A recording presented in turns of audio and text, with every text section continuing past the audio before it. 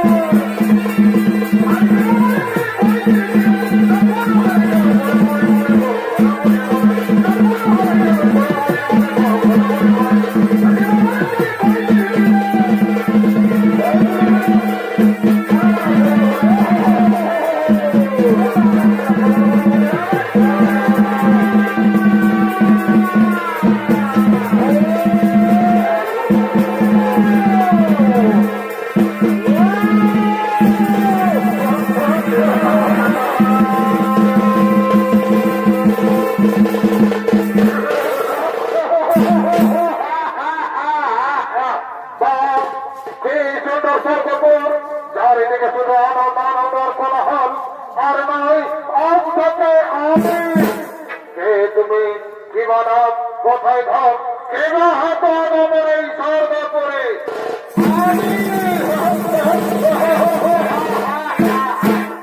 আমি কলি, আমি মহাকলি, ব্রহ্মপৃষ্ঠে জন্মগর নাম হয় কলি, আমি তো ভোগ লাগে আসিয়াছি সর্ব না না ওরে পাপ, এই বিভৎসকে আর আমি স্বর্গপুরের মাটি অপবিত্র করিস না, এখান থেকে তুই চলে যা। কি বললেন পাপিষ্টি দেবতার দল? আমি চলে যাব কেন? কেন যাব? ওই সত্য প্রতাপাপর এরা যদি পাই স্বর্গ সুখের অধিকার, তাহলে আমি কেন পাবো না? আমিও তো এক যুগ না না ওরে পাপ, তার স্থান স্বর্গে নয়, তার স্থান হলো কি বললেন পাপিষ্টি দেবতার দল? আমার স্থান নরকে। তোরা জানিস না এই কলির যাহার কত ভয়ঙ্কর, কত ভয়াবহ। তবে সুন্দর পাপিষ্টি দেবতার দল, আমি চলে যাচ্ছি, যাবার সময় একটি কথা বলে যাচ্ছি। ওই মর্তের মানুষ, ওই মর্তের মানুষ যারা তোদের দেবরূপ পূজা করে, দেখি তারা কেমন করে পূজা করে। ওই মর্তের মানুষ, ওই মর্তের মানুষ যারা তোদের দেবরূপে পূজা করে, তারা তোদের দিকে ছুড়ে দিবে অহংকারের ছোট আর ঘৃণের শ্রদ্ধাঞ্জলি। ওই মর্ত ভূমি ভেঙে দিব মূর্তি, বন্ধ করবো হরিনাম, মারব ভূমি মুছে দিব ধর্মের নাম।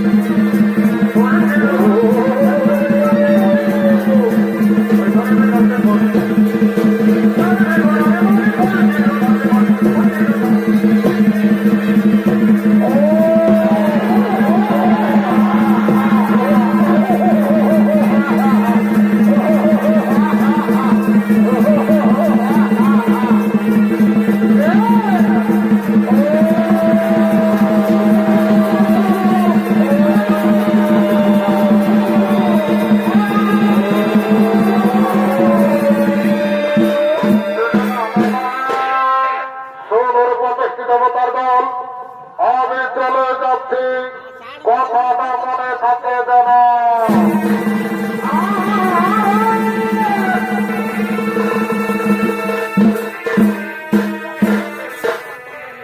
শোনো শব্দবাদন কি বলে গেল মহাপাপী কলি, কলি করবে ধর্মের বিনাশ, শুরু করবে পাপের প্রচার।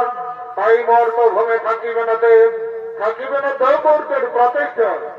হে ব্রহ্মদেব, হে ব্রহ্মদেব, আপনি তো করেছেন এই মহাপাপের সৃষ্টি। এবার বলুন ব্রহ্মদেব, কিভাবে হবে এই মহাপাপের বিনাশ? হে দেবগণ, হে দেবগণ, তোমরা তো সবাই জানো শুধু সৃষ্টিকর্তা, আমি শুধু সৃষ্টি করে চলেছি। সংহারকর্তা হলেন মহেশ্বর ব্রহ্মদেব। আমার দ্বারা সম্ভব নয়। ওই কলি বড় ভয়ঙ্কর, বড় নিষ্ঠুর কলি, আমি পারবো না ব্রহ্মদেব। ওই কলি সংহার করতে আমি পারবো না। তবে কি উপায় হবে মহেশ্বর? বলো মহেশ্বর, কেমন করে আমরা ওই মহাপাপের হাত থেকে রক্ষা পাই বলো? এই শোনো ব্রহ্মদেব, শোনো সব দেবগণ, দেবতাদের মহান শক্তি হলো নারায়ণ। সেই নারায়ণ ছাড়া এই মহাপাপের বিনাশ করতে কেউ পারবে না। তাই শোনো ব্রহ্মদেব, শোনো সব দেবগণ, আমরা সবে মিলে আমাদের মহান শক্তি নারায়ণের কারিগর শরণ। আজ ফিরে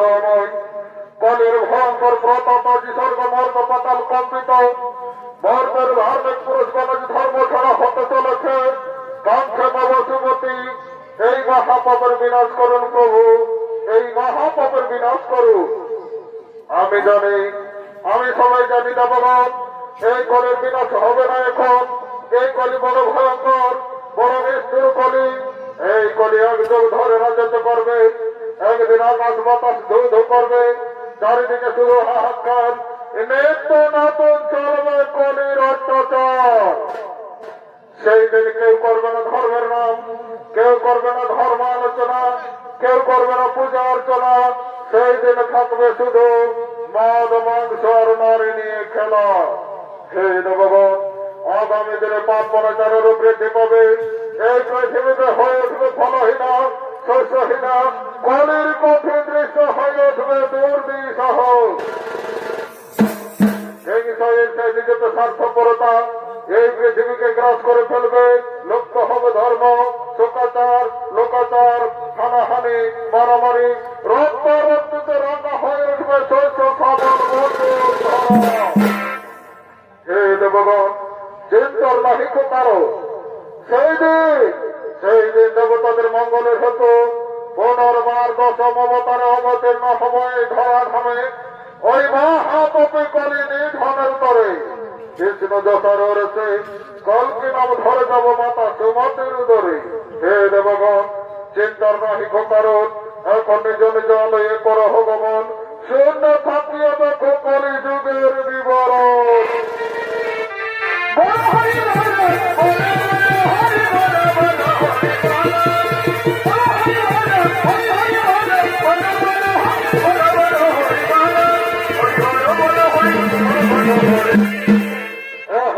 কলি স্বর্গ করে অপমানিত লাঞ্ছিত হয়ে মর্মভূমে করিতে আগমন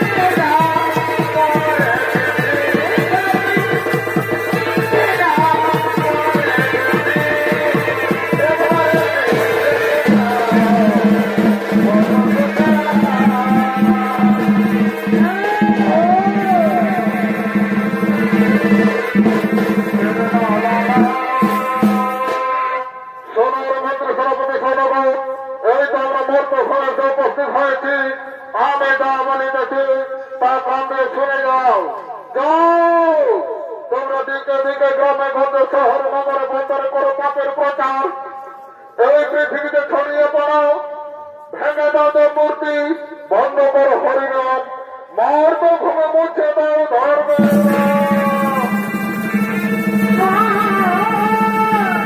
এই মাননীয় শুধু দর্শক মন্ডলী চলিতেছে ঘর কলি চলিতেছে ঘর কলি এমন সময় শ্রী ভগবান কলিতে গৌরব রূপে জন্ম নিলেন নদিয়ায় কলি জীবের উদ্ধারকারী হল একমাত্র হরিনাম সংকীর্তন তাই একদল সম্প্রদায় হরি গুণগান করতে করতে করেছে আগম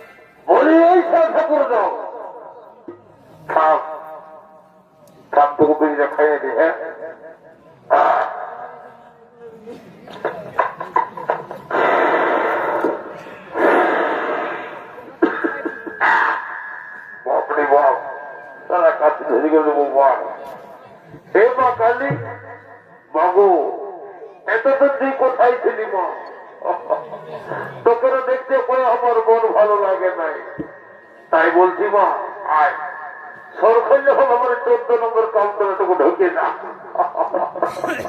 আয় মা আয় তোর আসলে লাগাচ্ছে তো যাই মা তোর খুললে হবে হ্যাঁ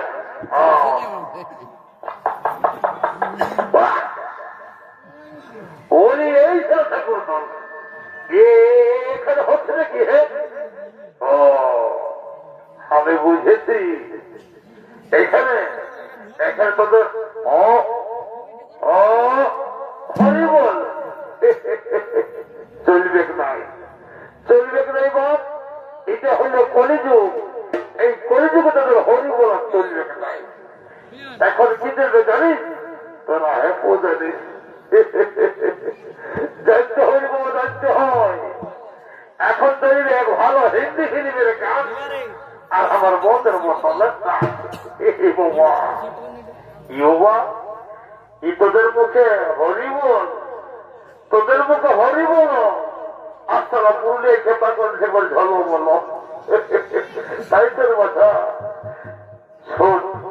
শুনলে নেব এই ফুল থারি নেব এক পেট খাইয়ে দিব বিশাল ফুল দিবি পারবো দিব একদম খাতে খাতে তো ফল ভর্তি হল না বুঝলিস এক ফোটার জল দিয়ে না দিব দেখে নেব চেক করে দেখে না আমরা ভারী পুরুষ আমরা সব খাই না আমরা মদ খাবো না পরে বেটা আমার ধর্ম দৃষ্টি দেখছে এই বেটা বলছে আমি মদ খাই নাই ঠিক আছে বাবা তুই না খালো তোরা কিছু করেন নাই আমি এই পায়ে বসে বসে কোনো ধীরে ধীরে খাবো কোনো ব্যাপার নাই কোন থেকে নেবো এ মাথা আর মদিয়ে বসত সে তো ধরতে বসে দিব মাদামতি আমার লেবু তুই হলো খাইয়ে দেয় কি কথা বন্ধ বলে মধ্যে দুটো দিতে বলছি বল তোর মন খাবি কিনা না আমরা ভাই পুরুষ আমরা সব খাই না আমরা দেশে দেশে হরিগুণ গাই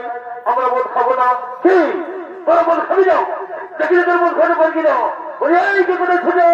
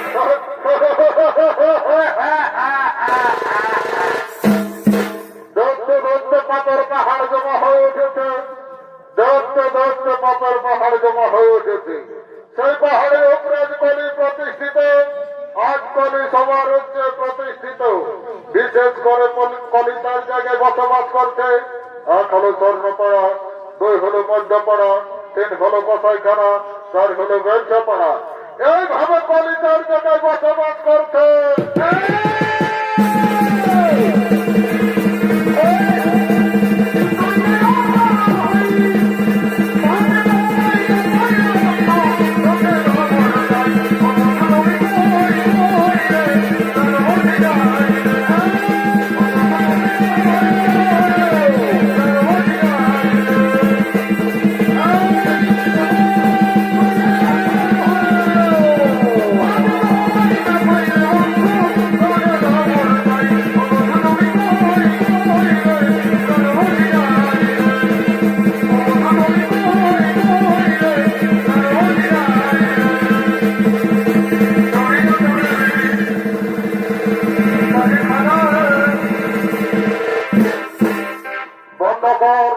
বন্ধ করার কলি ধার্মিক পুরস্কার উপর কঠোর নির্যাতন বন্ধ কর কে তুই আজ আমি অভিযোগ ধরে রাজত্ব করছি এখানে পুরুষ নেই আমার সামনে আমার কাছে বাধা দিয়ে এসে দাঁড়ায়, কি তোর পরিচয়? কথা হতো আমার এই কলির সম্মুখে। অরে মহাকবি কলি, অরে মহাকবি কলি, তুই এখন আমাকে চিনতে পারলি না? আমি তোর জন্য দশম অবতারে অবতীর্ণ হয়েছে ধরাধামে, তুই মৃত্যুর জন্য তৈরি হও।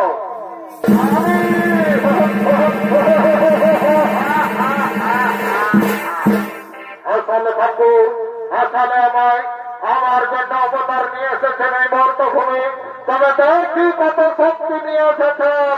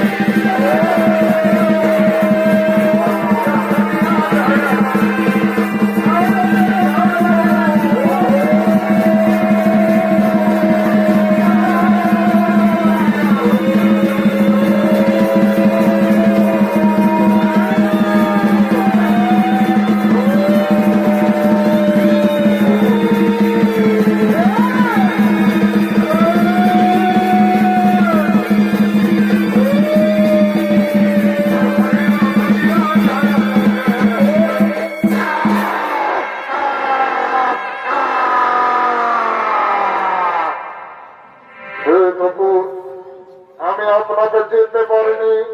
বহুদিন ধরে, এক যুগ ধরে অনেক অন্যায় অত্যাচার করে এসেছি। আমার শেষ মুহূর্তে আমার শেষ প্রণাম গ্রহণ করুন ঠাকুর।